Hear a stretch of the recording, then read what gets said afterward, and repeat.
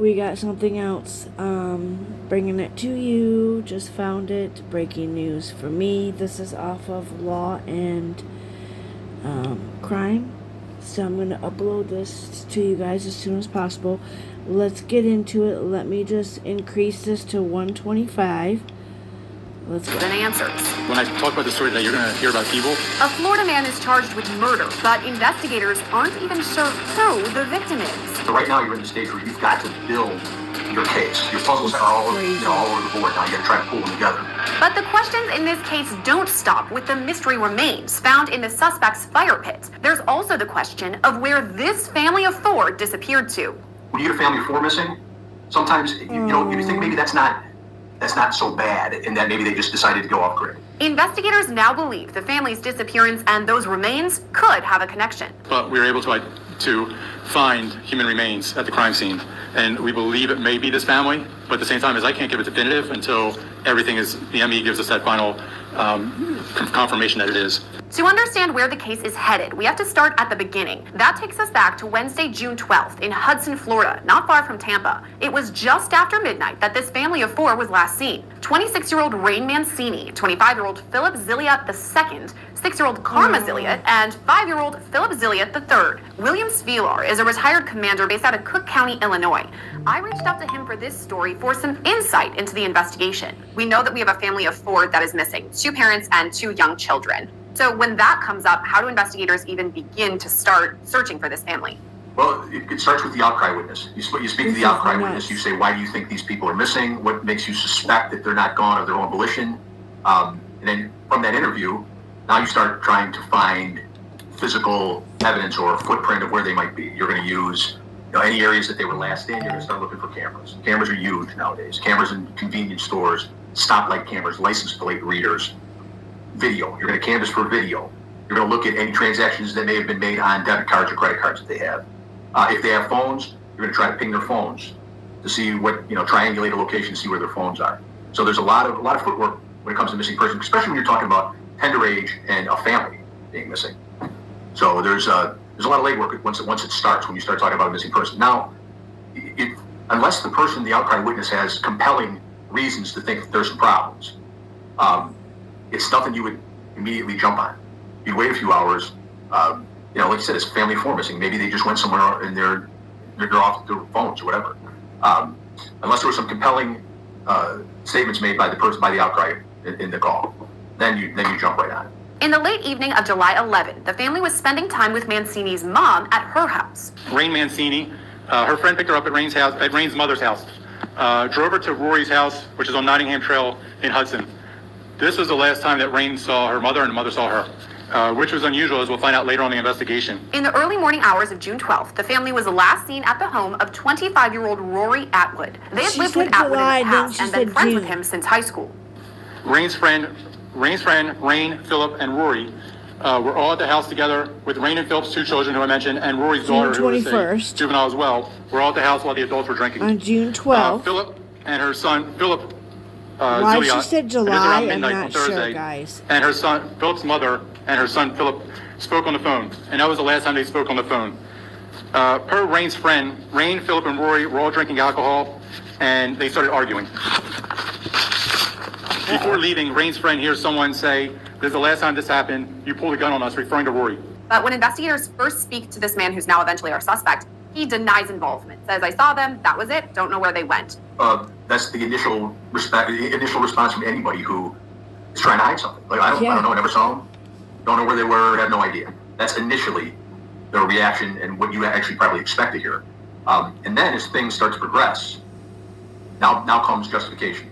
We always ask a lot of questions we already know the answer to. And once we start catching you up in some of the things you should have said, then you'll find people start backtracking and trying to explain these inconsistencies. Even though as an investigator, you know what's going on. But they try to explain and minimize. What follows is a series of curious reports that eventually make their way to law enforcement. A friend of Rory, this is around 2 o'clock in the morning, got a call from Rory, who was really upset and said he shot somebody and was frantic. That friend, then calls another friend, who calls another friend, and we think possibly a 4th friend. None of the information came to us for another 12 hours. The sheriff's office didn't get any of that information, and it would have been very helpful for the investigation had we received it. We received 3rd and possibly 4th party information that the suspect may have killed somebody. We know that they got information from a 3rd party. That 3rd party is going to be pretty important. Because I read a couple of clips and they were talking about a telephone call and a FaceTime telephone call where the person who is probably the outcry says they can see some human bodies in the back of the FaceTime call. I think so that probably started the whole ball rolling. So that person's huge. So if I did something and told you, I made a third-party admission to you. If you tell me that I told you, or you tell somebody else that I told you, seriously, you can't use it. So the person that got that information and made the outcry, that's going to be a crucial witness for the prosecution. Why would Ryan Atwood, if he really is the person who committed these murders, why would he call someone right away, maybe two people even, and say, hey, guess what I just did, and completely admit to it? We don't know what he said. I know they said, in what I read, it said that he wanted some help burning some garbage, and this guy sees on the FaceTime bodies there. First of all, it's panic too. You know, he's got 4 bodies there, but he knows it. And I don't know exactly what was said in the conversation or what this outcry person said to the police, but does he say, I had to kill these people in self-defense, or does he say, come here and help me burn some garbage? So, you know, his state of mind is not, you're not going to believe what happened, I had to do this in self-defense. It's, I need to cover up what I just did. And I think you might be my friend, so maybe you'll come and give me a hand. Or maybe I can disguise this enough where you won't see what we're doing.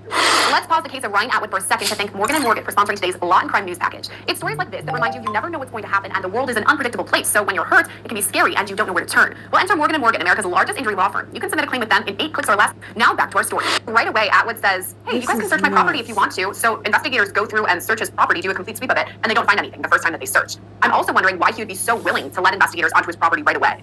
Again, I don't know what the scope of the permission was, or the consent. If it's the home and he knows he didn't do anything in the home, now he's making himself looking better. I don't know anything, and as a matter of fact, you can look through my whole house, you're not going to find anything here.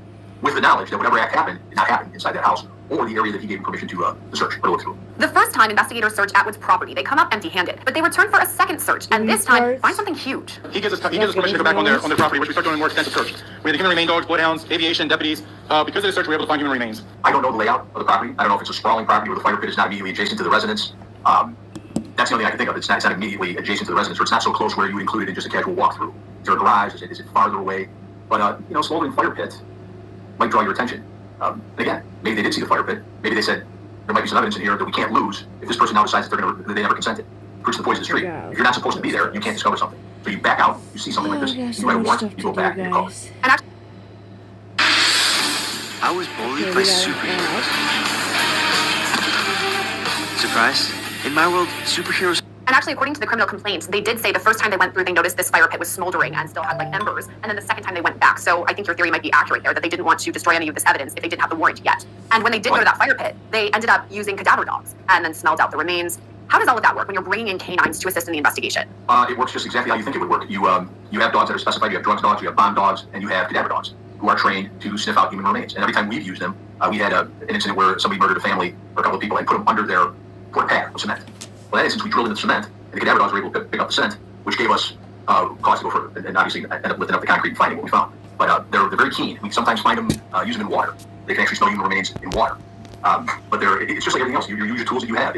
You have a cadaver dog. Yes, well, all right, well, let's call them out. The handler brings them out. You walk them through the scene. Investigators say Atwood initially denied any involvement in the family's disappearance, but after human remains were found in the fire pit, he confessed. This, along with several admissions, is what led to Rory Atwood being charged with first-degree homicide. But here's where the case gets even more complicated. Atwood is only charged with 1 count of murder, even though an entire family of 4 is missing. Now, if we're taking a look at the charges, and I guess I should say charge singular, because right now, Rory Atwood only faces 1 charge of murder, and it's in John Doe's murder. Now, is this because the remains have yet to be identified? We can't definitively say who they belong to? Absolutely. That's exactly what it is. To charge 4 counts of murder, you have to establish a few things. You have to establish identity of the victims, obviously.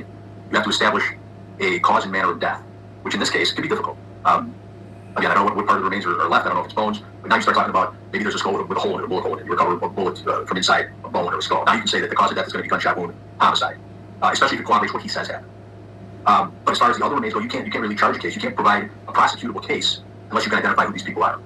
So you'll see this probably coming up in the weeks to come once the identifications are made, an amended complaint charging with the other murder, I would say. Pasco County officials say this is technically still a missing persons investigation because they haven't identified the remains yet. The preliminary investigation is that it's a complex, and this is still a missing persons case.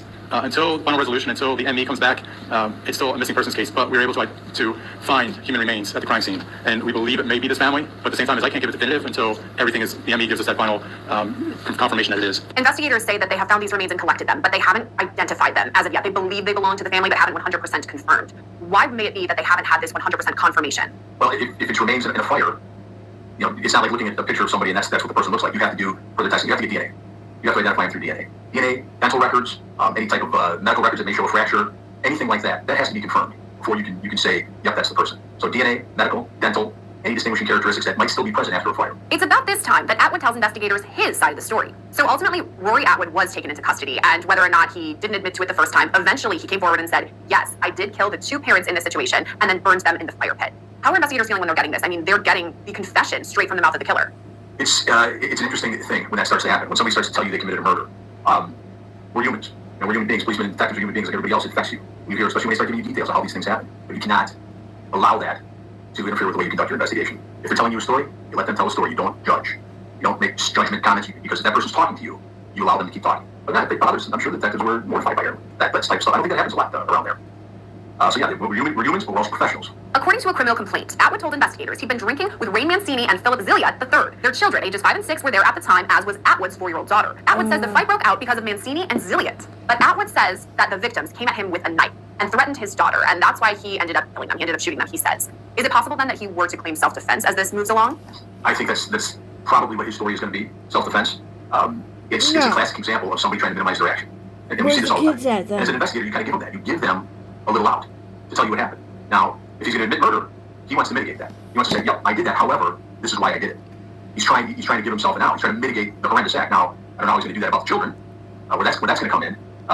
But that's a classic example of somebody just trying to mitigate what they did. I did it. I'm not a monster. Here's what happened. About the children, that's the next thing that's almost unbelievable. So Atwood confesses that he killed the parents, but says he didn't kill the children. He actually says that the parents killed their own children. To me, that's a very puzzling statement. Crazy. What do you make of it? I think it's a rambling, is what it is. Again, I've seen this on more than one occasion where someone will admit to a certain thing, but the more heinous part of it, they will not admit to it. Yes, I killed them. And really, I did dismember them, or vice versa. I just was doing something for somebody, for them to tell, see what they want. What you want them to believe when you're doing an interview, or you're trying to get a confession from someone, is that you sympathize with them. You understand what they're talking about. I can understand. You can understand a self-defense claim. I cannot understand killing the children. So I can't tell you that and have you believe that I'm still this innocent person that was doing a self-defense thing. Where his story breaks down on many levels is, why didn't you say you were trying to protect the children? Why didn't you say you were trying to act on behalf of the children? If they, in fact, you saw him killing the children, why didn't you say that that's why you acted? Why do you have to put it personally on you with self-defense? So he's just trying to cover his tracks, again, trying to mitigate the heinous act that he did, trying to make himself look like a human. Detectives say it's still in the early stages of the investigation. Our search is going to continue with the property. We have a lot more investigative things to do, looking at the property, looking at the home itself, and it's approximately 10 acres there. So a lot of ground to cover. We have a lot of resources that we're going to use. A lot of agencies are going to assist us as well, including the medical examiner's office. And we have a lot of investigations still due to identify who's there, how many people are there. A lot of this case focuses on the fire pit because that is where these remains were found. Guys. And it gets me thinking about past cases that I've worked on because this does sometimes happen where people attempt to burn the victims' bodies. But as we know, a fire pit in your backyard isn't the same level as, say, a crematorium that's professionally built to do this. So it wouldn't reach the same amount of heat. There would likely be some charred remains, but some things could be left behind that could provide clues. What do you think all of that would look like for the medical examiner or the investigators that are going in and looking at these actual remains? You're talking about, I don't know the size of the fire pit, but you were going to do a thorough examination of everything inside that pit. And I'm talking sifting with sifters and things like that to find what you're talking about. The bones would probably be there because it wouldn't be hot enough to burn bones, as he spoke of. But maybe something, an amber pops and something gets kicked out there. Now you got something maybe that's DNA, where we can establish an identity. Again, without getting too graphic, inside bones, marrow, that's how you're going to try to get DNA to show that that's the victim. Who's happy couple? It's exhausting. It's going to be an exhaustive search. Dogs will be involved again, I'm sure, and a lot of labor for both the investigators and medical examiners. Because it's the medical examiner's determination of cause of manner, 100%. They're the ones that decide that. So they got a lot of work ahead of them, and I'm sure they're doing it. Because the alleged crime is so gruesome, it's possible Atwood could face the most severe penalty. And this happened in Florida where the death penalty is still on the table. So do you think if and when this does go to a jury trial that prosecutors would pursue the death penalty? If you can prove multiple murder, if you can prove the burning of the remains, I would settle for nothing less than a death penalty case on this. I would settle for nothing less than the prosecutor. A lot of times you'll see them charged with capital murder. They'll come in with a plea, plead out to life, take that penalty off the table. That's up to a prosecutor, whether or not they want to accept that plea. And also surviving family. But in Florida, you kill 4 people and you desecrate the remains like that, you better believe they're going to be asking for the death penalty if they can prove those cases. Despite his confession, Atwood has pleaded not guilty to his 1 murder charge. He's being held. He's being held, but he's only so far being charged with 1 murder. This is insane. I'll see you guys later.